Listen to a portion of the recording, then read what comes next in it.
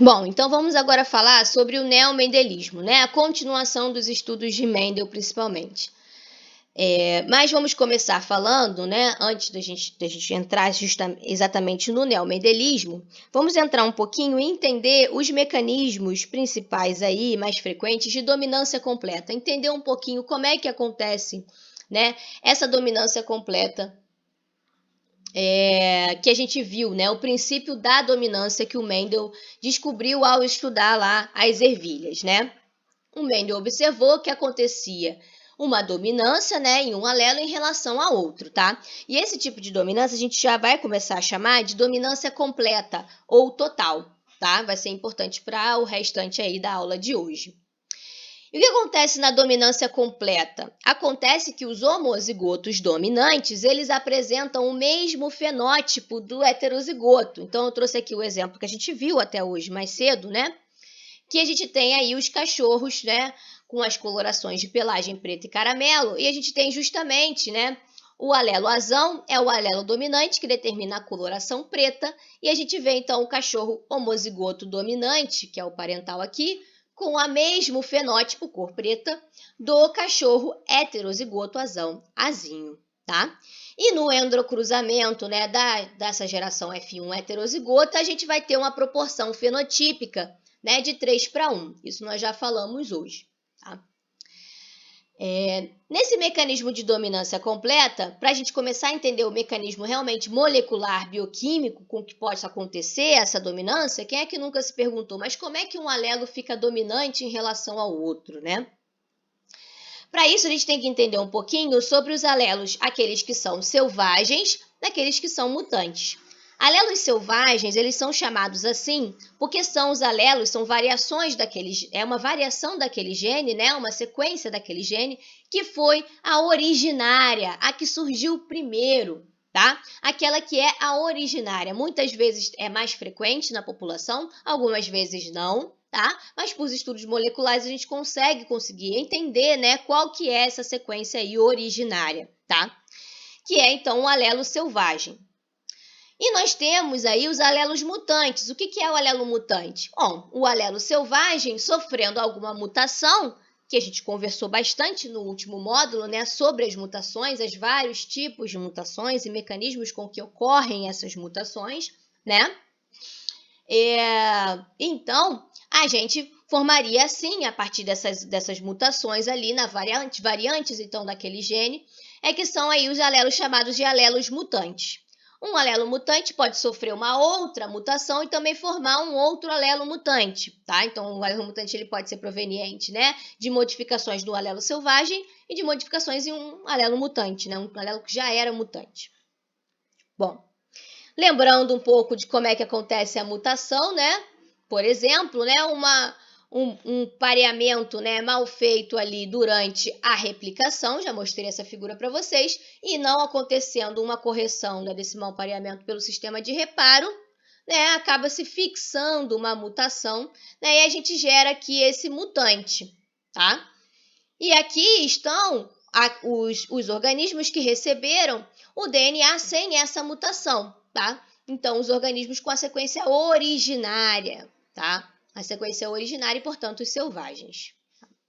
Então, vamos começar falando desse mecanismo que traz aí um selvagem sendo dominante, que muitas vezes vai acontecer, tá? O selvagem, então, o alelo selvagem que é o alelo dominante. Lembrando aqui que a gente tem uma dominância completa, tá? Estamos falando de mecanismos de dominância completa. Então, heterozigoto com o mesmo fenótipo do homozigoto, tá? E nesse caso aqui, o selvagem é que vai ser o dominante. Então, o heterozigoto vai ter o mesmo fenótipo do homozigoto selvagem, tá? Nesse caso aqui, que a gente está falando de alelos selvagens ou mutantes, a gente está usando aí a terminologia desse maisinho, tá? Esse maisinho é muito usado para representar alelos selvagens, tá? Então, aqui a gente tem o alelo selvagem mais, tá? Duplamente nesse indivíduo, que ele é um selvagem homozigoto. Então, eu tenho meu cromossomo aqui desse indivíduo, os dois cromossomos, o par de cromossomos, o par de homólogos. Em um desses cromossomos, ele carrega o alelo mais, o alelo selvagem, e no outro também. Ele é um homozigoto, então, para esse alelo, tá? Esse alelo selvagem mais, ele gera lá um RNA mensageiro, que é traduzido numa proteína, que é uma proteína funcional. Ela tem uma determinada função, não importa saber exatamente qual é a função dessa proteína, mas ela tem uma função ali. E essa proteína aqui, feita pelo alelo selvagem, ela é uma proteína funcional, tá? Então, né, aqui nesse caso, os dois cromossomos estão produzindo aí proteínas, gerando, né, porque tem esse alelo mais selvagem, estão gerando proteínas funcionais. No caso do heterozigoto aqui, né, ele vai ter em um cromossomo, né, o alelo mais gerando a proteína funcional, e no outro cromossomo, ao invés de ter o alelo mais, ele vai ter o alelo M, que é um alelo mutante. Teve uma mutação aqui, tá? Que gerou uma mutação na proteína, que gerou uma proteína não funcional. Esse tipo de alelo mutante, a gente chama ele de alelo nulo, tá? De alelo nulo. Nulo por quê? Porque a função dessa proteína foi anulada, tá? Não consegue mais desempenhar a função dela por conta dessa mutação, tá? Mas, nesse caso aqui, por exemplo, uma dose do alelo selvagem, né, ter apenas uma dose do alelo selvagem é o suficiente para suprir a função, tá? Então, é o suficiente para suprir a função, né, a gente ter aí uma dose desse alelo aí selvagem, tá? Então, o heterozigoto, ele vai ter o quê? O mesmo fenótipo do homozigoto dominante, porque somente uma dose, né, desse alelo gera quantidade de proteína suficiente para gerar o mesmo fenótipo que o meu selvagem, tá? Então, o meu selvagem tem um fenótipo que está associado à função dessa proteína aqui, tá? O fenótipo sendo associado à função dessa proteína. Vamos supor que é um pigmento. Então, traz uma coloração lá, né? Então, o heterozigoto vai ter a mesma coloração, porque uma dose só traz quantidade de pigmento suficiente para que tenham a mesma coloração, por exemplo. Só citando um exemplo. E aí, nós temos, então, o homozigoto recessivo, né, mutante, tá? Nesse caso aqui, o selvagem é o dominante, né? Então, esse alelo nulo aqui, mutante, ele é recessivo, né? Então, aqui nós temos o homozigoto recessivo. Então, ele só tem alelos mutantes que geram proteínas não funcionais e, então, gera-se aí um fenótipo diferente do homozigoto dominante e do heterozigoto, tá? Então, esse é um mecanismo para a gente ter aí dominância completa em que o selvagem, por exemplo, é dominante. Agora vamos falar de mecanismos que geram o mutante sendo dominante, né? Esse mutante que gera um alelo nulo sendo dominante. Então vamos supor aqui que nós temos, né, o nosso homozigoto selvagem, tá? Ele vai ter um fenótipo, que é o fenótipo selvagem, que gera aí quando a gente tem duas doses, né? Duas doses desses alelos. Então, eu tenho duas doses, entre aspas, do produto, dessa proteína aqui, tá? E eu gero esse fenótipo. O homozigoto recessivo, né? No caso aqui, ele não vai ser recessivo, desculpa, deixa eu falar novamente. O homozigoto para o alelo mutante, então, o homozigoto para o alelo mutante, tá? Ele não vai gerar essa proteína, porque ele não gera uma proteína funcional, tá? Ele é um anelo nulo também. Ele não gera essa proteína funcional. Então, ele vai ter um outro fenótipo, o fenótipo mutante. E aí, nesse caso aqui, é um pouco diferente do anterior, porque aqui, no caso, o mutante, esse mutante que gera o alelo nulo é que é o dominante. No caso do heterozigoto, ele não vai ter o mesmo fenótipo do selvagem. Por quê? Uma dose não vai ser o suficiente para se gerar o fenótipo selvagem. Com apenas uma dose desse alelo selvagem, eu produzo pouca proteína dessa e não consigo chegar num fenótipo igual ao selvagem. Eu chego no mesmo fenótipo do mutante, que é o homozigoto, aí para esse alelo mutante, tá? Então, quem é que está sendo dominante aqui? Se o meu heterozigoto tem o mesmo fenótipo desse homozigoto aqui, esse alelo é que está sendo dominante, porque na presença desse outro aqui, ele mascara, né, o fenótipo que esse alelo consegue ter quando está, né, livre da presença desse outro alelo azinho aqui, né, que é o alelo mutante. Uma outra forma de você ter um mutante dominante, por exemplo, é o mecanismo... esse aqui é o mecanismo da haploinsuficiência, né? Haploinsuficiência quer dizer justamente isso, uma dose não é o suficiente. Esse outro mecanismo aqui é um mecanismo chamado de dominante aí negativo. Por que dominante aí negativo nesse caso? Vamos ver. A gente tem aí o nosso homozigoto selvagem, que gera agora uma proteína que não é exatamente uma proteína normal, ela é uma proteína que forma um dímero, né? Um dímero de proteína é uma proteína que é formada por duas cadeias polipeptídicas. Então, são dois monômeros, né? São duas doses daquela proteína, né? Duas unidades, desculpa, daquela proteína que vão interagir entre elas, né? Formando uma estrutura aí quaternária, tá? De dímero. E somente nessa forma de dímero é que elas conseguem desempenhar a função delas e aí sim chegar no fenótipo selvagem. O alelo mutante gera uma proteína com uma conformação estrutural diferente, que quando forma um dímero, não forma um dímero funcional, tá? Aqui nós temos um alelo mutante que é um alelo nulo também, tá? Então, quando a gente só tem esse alelo presente, nós formamos essa proteína com a estrutura, né, tridimensional, que não forma um dímero funcional. Quando a gente tem o heterozigoto, veja bem, nós vamos ter a produção desse tipo de proteína aqui e desse tipo de proteína aqui, correto? Mas o que vai acontecer muitas vezes, frequentemente, é que você vai ter dímeros, né, sendo formados entre essa proteína que é do fenótipo selvagem, né, e essa proteína aqui mutante, entre a proteína selvagem e a proteína mutante. Elas vão formar um dímero entre elas. Mas esse dímero também não vai ser funcional.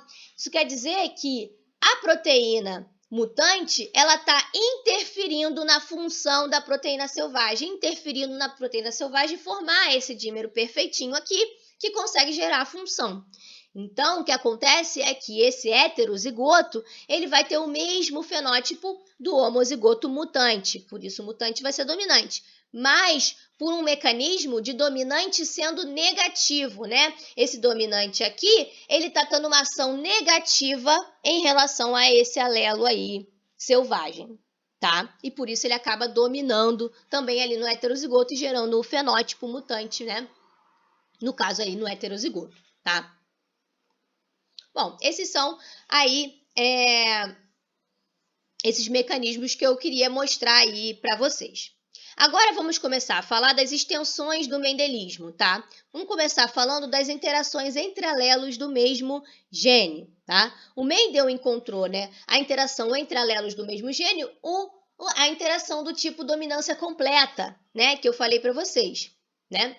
A dominância completa é uma interação entre esses alelos do mesmo gene, mas existem outras interações entre alelos do mesmo gene que a gente vai ver hoje. Dominância incompleta, codominância, polialelia e os alelos letais. Então, vamos lá. Vamos começar falando da dominância incompleta ou parcial.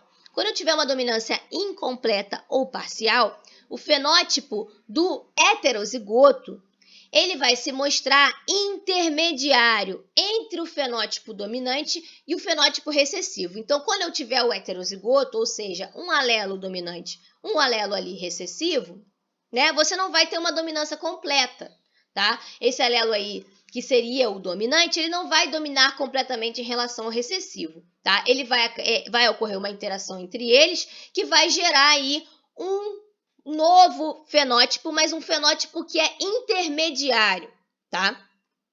Vamos lá, esse exemplo aqui, por exemplo, dessas flores aqui, dessas plantas, acho que é dente de leão, que elas têm aí o fenótipo da cor da flor vermelha e o fenótipo da cor da flor branca, né? Então, eu peguei a minha linhagem pura parental, cruzei as duas, gerei uma F1 em que eu tenho 100% desse fenótipo aqui, tá? Então, eu tenho 100% de heterozigotas, mas eu não tive nem o fenótipo vermelho, nem o fenótipo amarelo. Eu tive um fenótipo que foi o fenótipo rosa, intermediário entre esses dois fenótipos aqui, tá? Então, quando eu pensar no meu entrecruzamento da F1, então cruzamento das heterozigotas, eu vou gerar o quê? Uma vermelha, duas rosas e uma branca. Por quê? Eu vou gerar uma homozigota dominante, vermelha, uma homozigota recessiva, branca, e uma heterozigota em que o dominante não consegue chegar no fenótipo exato do homozigoto dominante, mas sim chega no fenótipo intermediário, que aí é um outro fenótipo, né, da cor rosa. Então, a proporção fenotípica aqui da dominância incompleta ou parcial é uma proporção fenotípica de 1 para 2 para 1, tá? 1 vermelho para 2 rosas para 1 a branca. Temos também a codominância. A codominância, os alelos, né? Ambos os alelos vão ser expressos no heterozigoto. Então, ao invés de eu ter um fenótipo intermediário, eu vou ter os dois fenótipos aparecendo. Por exemplo, os grupos sanguíneos ABO de humanos, né? Tem esse processo aí de codominância, tá? Nós temos aí no sistema de grupos sanguíneos ABO, nós temos 3 alelos. O alelo A, o alelo B e o alelo Izinho, tá? Desse gene. Quando eu tiver, né, os genótipos azão ou azão Izinho, né? Sendo o Izinho aqui, no caso, ele é um recessivo, ele vai ter, então, a gente vai gerar um fenótipo, um tipo sanguíneo A. Se eu tiver alelos Bzão, Izinho, que é o recessivo, eu vou ter o fenótipo B, tá? O Izinho, ele gera o fenótipo O, mas ele só vai conseguir gerar esse fenótipo O na ausência dos outros alelos. Então, quando eu tiver um genótipo Izinho, aí sim é que eu gero o fenótipo O, tá? Então, o que acontece é que o azão, o Bzão, né? Os alelos A e os alelos B, eles são dominantes, né, com dominância completa, em relação ao alelo Izinho. Agora, vejam esse genótipo aqui, em que a gente tem o alelo A e o alelo B. Quando eu tiver esses alelos A e B em conjunto, eu não vou ter um dominando em relação ao outro. Eu não vou ter um fenótipo intermediário, né? Um outro fenótipo, eu gerando, por exemplo, um fenótipo, não sei, C. Não, eu vou ter os dois fenótipos ali. Eu vou ter o fenótipo AB. Uma pessoa que vai ter esse fenótipo aqui, ela vai ter os dois fenótipos, tá? Isso acontece por quê? Porque está relacionado aí com uma proteína, cada um desses alelos, né? Eles vão estar relacionados, o alelo A e o alelo B, à formação de uma proteína que é exposta aí na membrana das hemácias, das nossas células sanguíneas lá. Então, a gente tem a proteína, né, que é gerada pelo alelo A. Então, quando eu tenho o alelo A, tanto no homozigoto, né, dominante, quanto no heterozigoto, com o Izinho, eu vou ter só a proteína A sendo expressa. Se eu tiver, né, o alelo B no homozigoto, né, ou no heterozigoto com o Izinho, eu vou ter só a proteína B. Se eu não tiver nem o alelo A, nem o alelo B, eu tenho apenas o alelo Izinho, eu não vou ter nem a proteína A, nem a proteína B. E isso é o fenótipo O ou 0.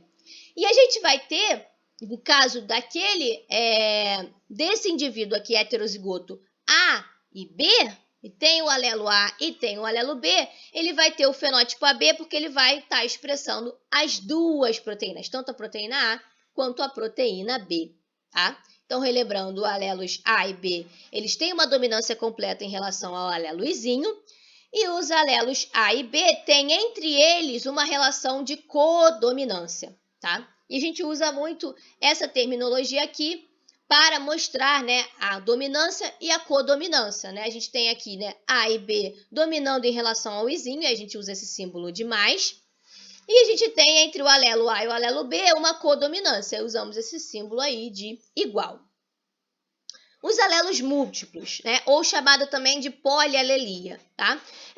Vai acontecer quando a gente tiver genes que têm vários alelos, né, que tem mais do que 2 alelos. Nós estudamos até agora, né, e Mendel estudou, né, os genes que tinham ali 2 alelos, né, diferentes, mas podem ter mais alelos, 3 ou mais. O próprio grupo sanguíneo, além de ter, né, dominância completa, além de ter também codominância, a gente também tem alelos múltiplos, porque aqui a gente tem mais do que 2 alelos, temos 3, né, o A, o B e o Izinho.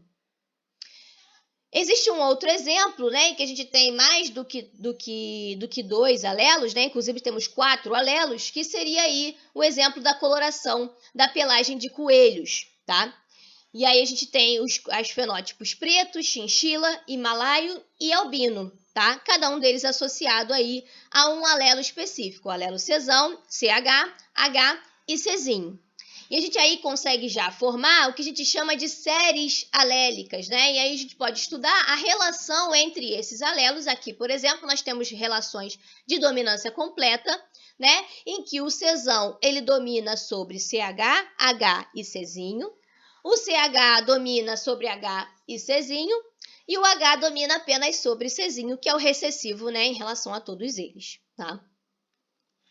Nós temos o exemplo também de alelos letais, tá? Existem alelos que vão ser letais, alelos que quando estão presentes em homozigose, eles vão resultar na morte do indivíduo, tá? Na morte do indivíduo ainda no seu desenvolvimento embrionário, né? Forma um zigoto que ele é deletério, que não consegue se desenvolver, tá? Os alelos letais, na maioria, são recessivos, tá? Isso faz com que eles consigam se manter mais ali na população. Porque quando a gente tiver, né, um indivíduo que é portador desse alelo, que é heterozigoto para esse alelo, ainda vai estar carregando ele, mas não vai ser letal para esse indivíduo, né? Então ele vai estar podendo carregar ele, trazer ele na população, tá? Muitas vezes, né, muitos casos de abortos espontâneos, né, que acontecem, na verdade, no início mesmo, né, da gravidez, né, forma-se o zigoto e ele acaba sendo um zigoto deletério, isso acontece com muita frequência pela formação, então, de uma homozigose, né, que acontece aí para esses alelos do tipo letal, tá? Um exemplo seria um alelo que traz aí uma ausência de cauda em gatos, tá? Esse alelo, ele está relacionado, na verdade, com a má formação da coluna dorsal, tá? Esse alelo Azinho, que é um alelo aí que está presente. Então, a gente vai ter um gato, né, que tiver no GNA, né, alelos azão, ele vai ter a cauda normal. Então, ele for homozigoto para esse alelo, ele vai ter a cauda normal. Se ele for um heterozigoto, ou seja, ter um azão, mas ter um azinho que determina para essa má formação da coluna dorsal, ele vai nascer sem cauda. Tá? Ele não vai ter a cauda por conta dessa má formação, mas ele vai sobreviver, tá? No indivíduo que foi gerado com duplamente, né, o alelo Azinho, essa má formação da coluna dorsal, ela é uma má formação mais complexa que gera aí, né, um zigoto deletério, né? Ela vai ser letal para esse gatinho. Pensem que aqui a relação entre Azinho e azão é uma relação de dominância incompleta aqui, né? Porque a gente tem, né, má formação da coluna dorsal, né? O azão, coluna dorsal normal, azinho, má formação, tá? Em dupla, né? Essa má formação que gera letalidade. E o heterozigoto, ele tem um fenótipo aqui intermediário, vejam, né? Que é um fenótipo sem cauda, também é um fenótipo aí intermediário. Então, aqui a gente tem uma condição de dominância incompleta. E, além disso, temos um alelo letal aí também, para complicar a história. Se a gente fizer um cruzamento, né, entre dois gatos que são sem cauda, né, que são azão-azinho, o que a gente vai ter, né? Aquele nosso padrão quadrinho de Punnett, que a gente já sabe, né? Se eu tenho dominância incompleta, acabei de falar para vocês, a proporção fenotípica é de 1 para 2 para 1. Não é isso que vai ter nesse cruzamento? Que eu vou lá, vou ter um cruzamento de 2 gatinhos sem cauda, tive uma ninhada de 8 gatinhos, 10 gatinhos, e agora eu vou contar os meus gatinhos com cauda e sem cauda. Eu vou chegar nessa proporção fenotípica? Não vou chegar. O alelo letal vai atrapalhar essa proporção fenotípica. Por quê? O gatinho que for azinho não vai estar no meu cruzamento, não vai estar na minha contagem, né? Então, na verdade, eu vou ter uma proporção fenotípica de 2 para 1, né? 2 sem cauda para 1 com cauda, tá? Desse cruzamento. Agora vamos pensar um pouquinho, né, em uma outra possibilidade, uma outra extensão do mendelismo, algo que o Mendel também não observou, né, que é um gene influenciando em mais de um fenótipo. Até agora a gente falou, né, de um gene influenciando em um fenótipo específico, né? Mas nós temos a possibilidade de um gene único influenciar mais de um fenótipo. E a esses casos a gente chama de pleiotropia, né? Esse gene que afeta muitos fenótipos, né, 2 ou mais, ele é um gene que a gente chama de pleiotrópico, tá? Que é um termo que significa dar muitas voltas. É como se esse gene, né, tivesse relacionado a mais vias, né, metabólicas dessas células, né, desse organismo, e acaba afetando em mais de um fenótipo. É mais ou menos isso que acontece, né? As interconexões das vias bioquímicas, que quando vocês forem ver bioquímica, vocês vão saber isso, vão entender isso um pouco melhor, elas são interconectadas. Então, um determinado gene, um gene em específico, ele pode estar afetando em mais de uma via e, portanto, em mais de um fenótipo, tá? Um exemplo é um gene que aí para a cor da pelagem dos camundongos, por exemplo, né? Você tem um alelo que é um alelo pleiotrópico, né, que é o alelo AY. Esse alelo AY, ele produz aí efeitos em duas características diferentes, na cor da pelagem, e ele determina uma cor de pelagem amarela, e ele também influencia na sobrevida daquele indivíduo, tá? Ele, além disso, ele ainda vai alterar aí o fenótipo de sobrevida, tá? Sendo letal quando está em homozigose, tá? Então, nós temos aí, além do alelo AY, nós temos o alelo A+, que determina a cor de pelagem cinza castanhado, e ele determina uma sobrevida normal para aquele camundongo. Então, aqui num cruzamento de heterozigotos, em que a gente tem, né, AY a mais cruzando com AY a mais, como eles têm o AY é dominante, ele vai determinar aí essa coloração aí amarela dos camundongos. E ao serem cruzados aqui, né, tem um cruzamento entre eles, né, esse aqui doando aí, então, os espermatozoides, esse aqui doando os óvulos, né, por exemplo. Aí você vai ter nesse quadrinho de Punnett aqui, nós vamos ter formando um homozigoto para o alelo A+, um homozigoto aqui. Nós vamos ter 2 indivíduos heterozigotos, e portanto com esse fenótipo, né, de cor acastanhada, né, mas ele vai ter a sobrevida, porque ele tem, né, eles têm apenas um alelo desse aqui. E quando a gente tiver, né, esse alelo em homozigose, esse alelo AY, ele vai ser letal aí ao embrião, tá? Mas só mostrando aqui um caso, né, em que a gente tem pleiotropia, um mesmo gene alterando aí, né, interferindo na pelagem e na sobrevida. Nós também temos a possibilidade do contrário acontecer, mais de um gene influenciar no mesmo fenótipo, tá? Então, como é que acontece isso, tá? Nesses casos, a gente vai ter essa interação gênica, né? Vai acontecer aí uma interação gênica entre 2 genes para que eles ali em conjunto formem aquele fenótipo, entre 2 ou mais genes, né? A gente vai ver muito isso para 2 genes, tá? Mas entre 2 ou mais genes influenciando no mesmo fenótipo, tá? O Mendel, ele fez aí observações, né, e fez cruzamentos pensando em 2 genes em separado também. Mas esses genes, cada um deles, era responsável por uma característica. Então, lembrem-se bem, nós fizemos lá os cruzamentos de híbridos, né, em que o Mendel observou, na verdade, a cor e a forma da semente, né? Um gene estava responsável pela cor e o outro gene era responsável pela forma, tá? E aí, nesse caso dos cruzamentos de híbridos, como eu já falei aqui, tivemos uma proporção fenotípica de 9 para 3 para 3 para 1, né? Mas nesse caso aqui, a gente vai ter para o mesmo fenótipo, tá? E a gente vamos ter aí proporções fenotípicas que podem alterar um pouco em relação àquela observada por Mendel, né? Em que você tem aí genes, cada um responsável por uma característica, tá?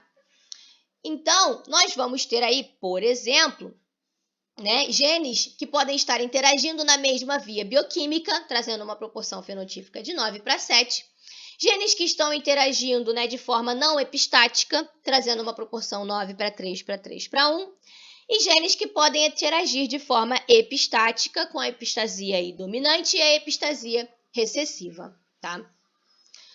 Vamos falar um pouquinho das interações entre genes que estão aí na mesma via bioquímica. Como que isso acontece? Vamos a um exemplo aqui.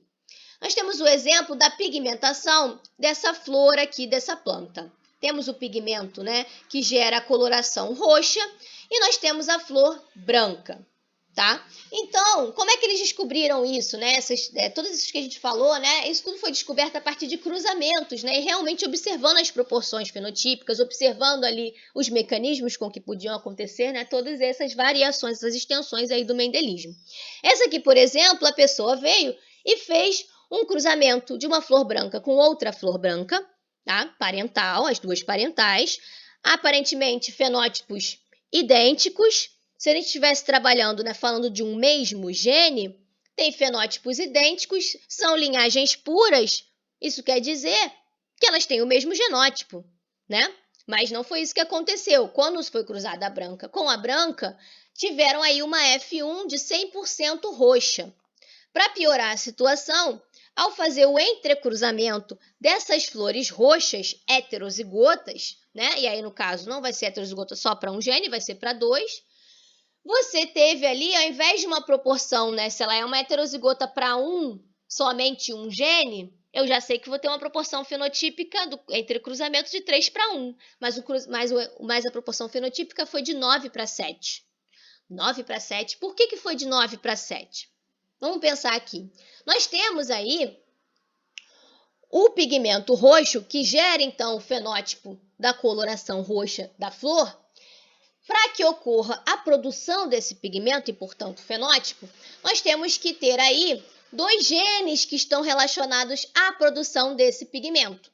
O gene C e o gene P, tá? O gene C, ele tem lá um alelo Czão que consegue formar uma proteína funcional que converte um precursor em uma molécula intermediária.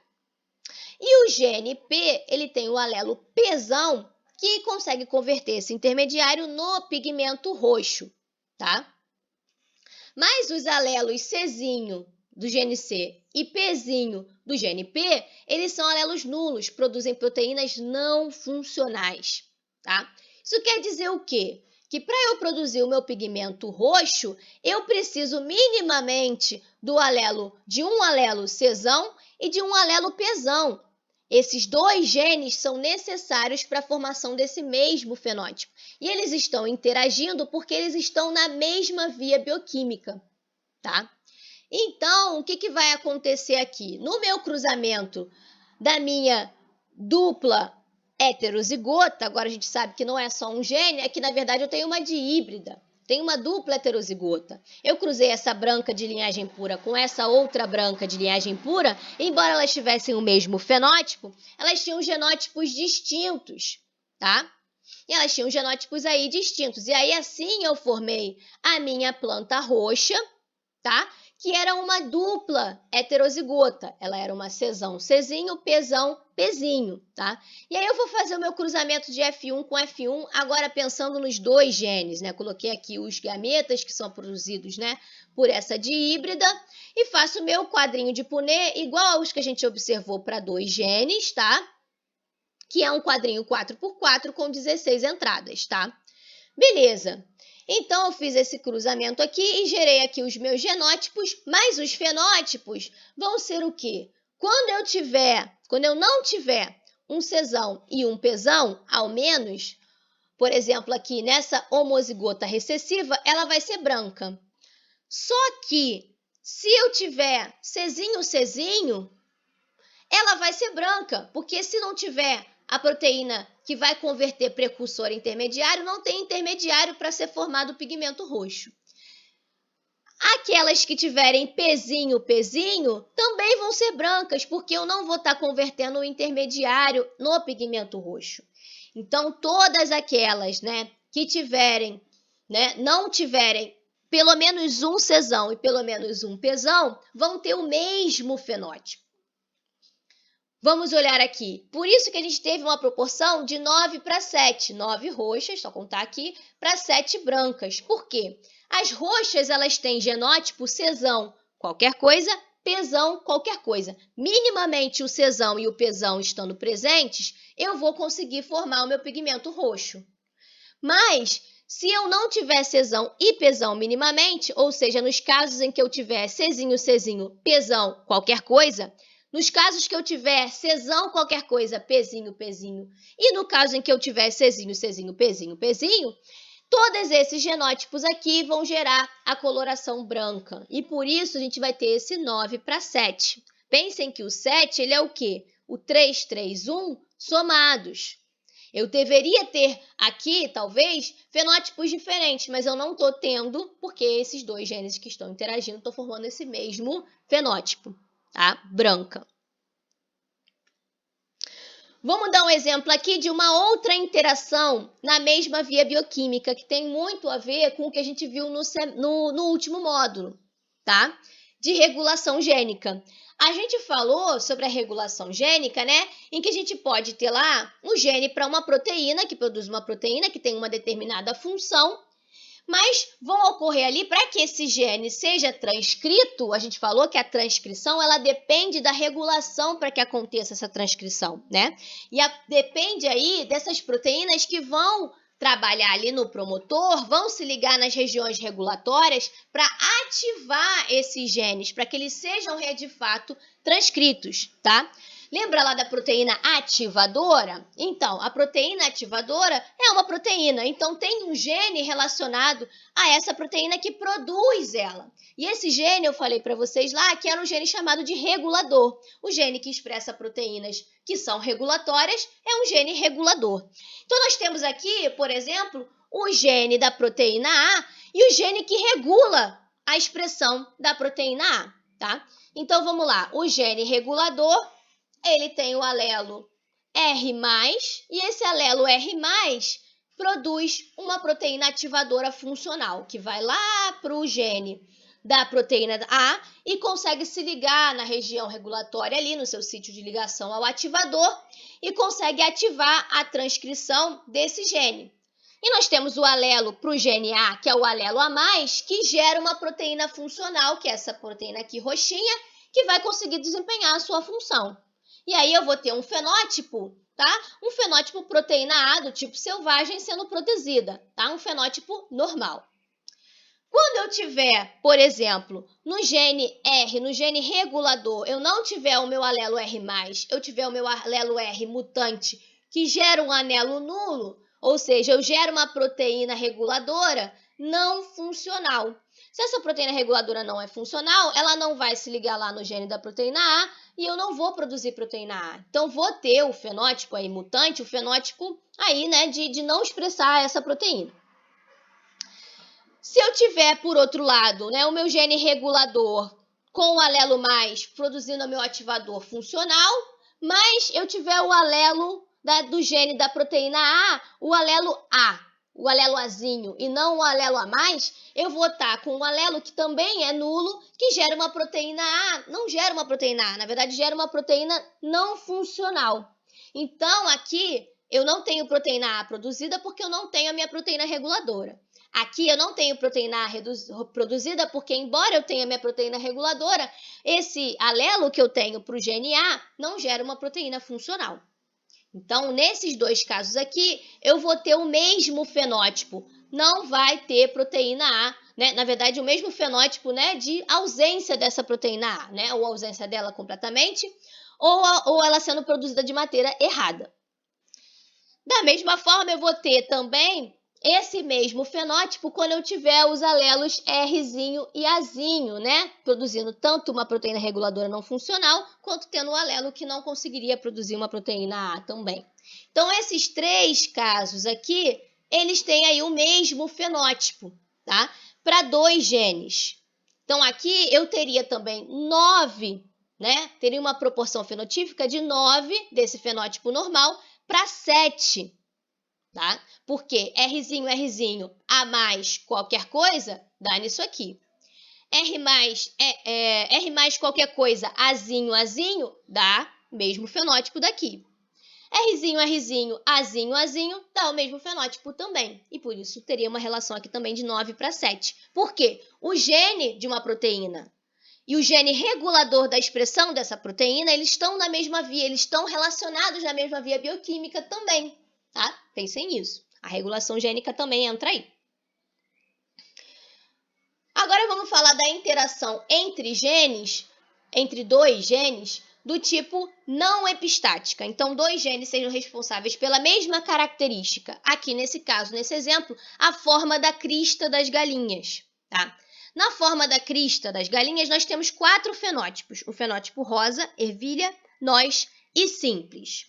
Como que funciona? Nós temos 2 genes relacionados a esse fenótipo, a esse único fenótipo, o gene R e o gene E. No gene R, nós temos o alelo Rzão, que é um alelo dominante, ou seja, R qualquer coisa, está ali para determinar a crista rosa. Enquanto o alelo Rzinho, né, em homozigose, gera uma crista simples, tá? O alelo Ezão, do gene E, ele gera uma crista de ervilha, né, desse formato aqui, ervilha, tá? Ezão qualquer coisa sendo também dominante. Em relação ao Ezinho, porque o Ezinho, quando está em homozigose, vai ter aí determinar também a crista simples. Agora, quando eu tiver os alelos Rzão e Ezão ao mesmo tempo, né? Eu tiver um indivíduo que apresenta Rzão e Ezão, ocorre uma interação gênica, tá? Que vai gerar um quarto fenótipo, que é um fenótipo da crista nós, tá?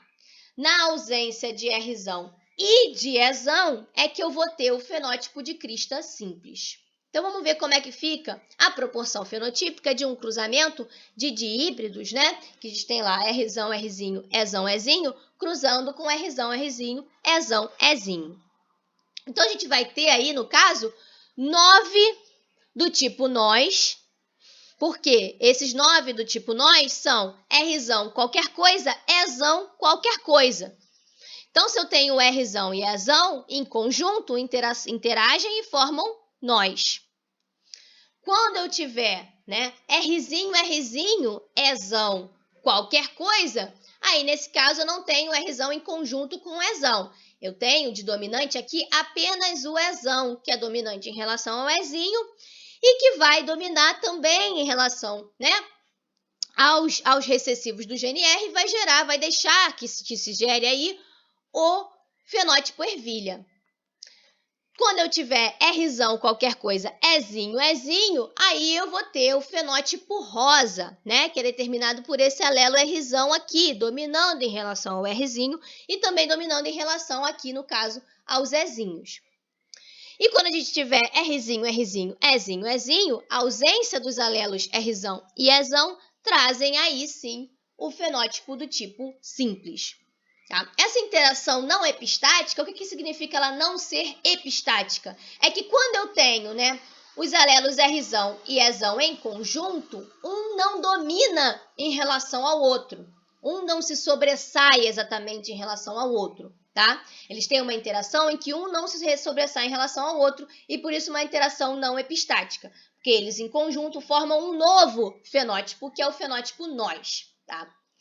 Já a interação epistática, então que vou trazer exemplos aqui de epistasia, é justamente você ter essa sobreposição de um alelo em relação ao outro, tá? Então, o alelo que é chamado de epistático, ele vai ter esse efeito prevalente em relação aos outros alelos em questão. Então, vamos ver aqui, por exemplo, para o gene A e B, só para mostrar rapidamente para vocês, que a gente teria, né, numa relação não epistática aí uma proporção de 9 para 3 para 3 para 1, que eu acabei de mostrar, como no exemplo anterior. Mas se eu tiver um alelo epistático dominante, por exemplo, se o meu alelo Bzão, que é um alelo dominante, ele for epistático, quer dizer que quando ele estiver presente, não vai importar o genótipo que está aqui no gene A. Ele vai prevalecer, tá? Se ele vai prevalecer no fenótipo, quer dizer que indivíduos com esses genótipos aqui vão ter o mesmo fenótipo, tá? Então, eles vão ter o mesmo fenótipo, trazendo uma proporção fenotípica de 12 para 3 para 1.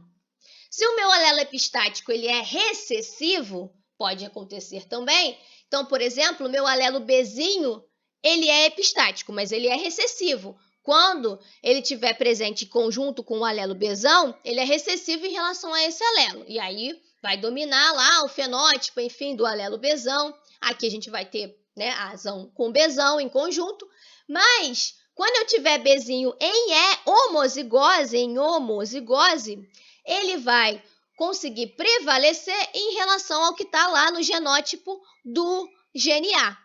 Entendeu? Então, não vai importar o que tiver aqui no genótipo do gene A, eu vou ter essas duas classes genotípicas aqui com o mesmo fenótipo, chegando numa proporção fenotípica de 9:3:4. Vou trazer exemplos e vai ficar mais claro. Na epistasia dominante, então, que nós temos o alelo epistático sendo o dominante, a gente tem aqui o exemplo da pigmentação das dedaleiras, tá? Da pigmentação das dedaleiras, que são essa planta aqui que tem essa flor, tá?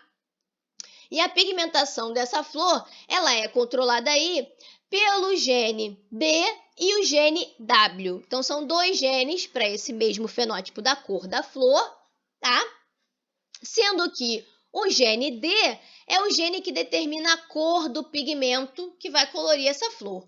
O Dzão, alelo Dzão, ele determina rosa escuro, enquanto que o alelo Dzinho determina aí o rosa claro.